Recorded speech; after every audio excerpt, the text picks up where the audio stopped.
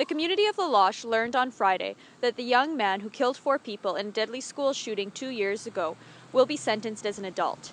That means that he faces life in prison, likely with no chance of parole for 10 years.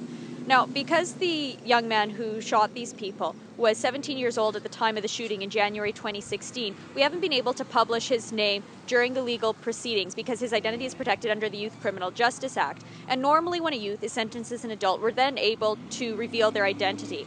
However, what's happened in this case is the judge, Janet McIver, has decided to split her sentencing into 2 parts. So today, she decided that he was going to be sentenced as an adult as opposed to a youth, but details around the sentencing, including things like whether or not, or when he'll be eligible for parole, or where she would recommend he serve his sentence, those will be decided in about 3 weeks from now in Meadow Lake Court. So because the sentencing isn't done, we're not able to publish his name. And the defense lawyers also indicated that come March, they might request that a publication ban on his name be put in place for 30 days after that, which would be the length of time they would have to file an appeal if they choose to do so. The defense lawyers pointed out that once a name is published, it's very hard to unring that bell and to get that name out of the public domain if, in fact, an appeal is successful.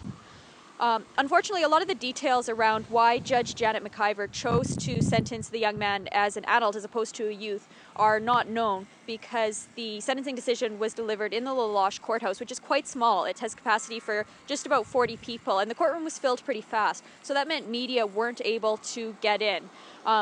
Eventually, about 90 minutes after the judge started reading her decision, one pool reporter was able to get into the courtroom to hear some of what the judge had to say, and heard the judge say that the youth appeared to have premeditated actions, that the actions were quite severe, that he seemed at high risk to reoffend, and also that he didn't really seem to be affected by very emotional victim impact statements that were read at his sentencing hearing in Meadow Lake this past spring.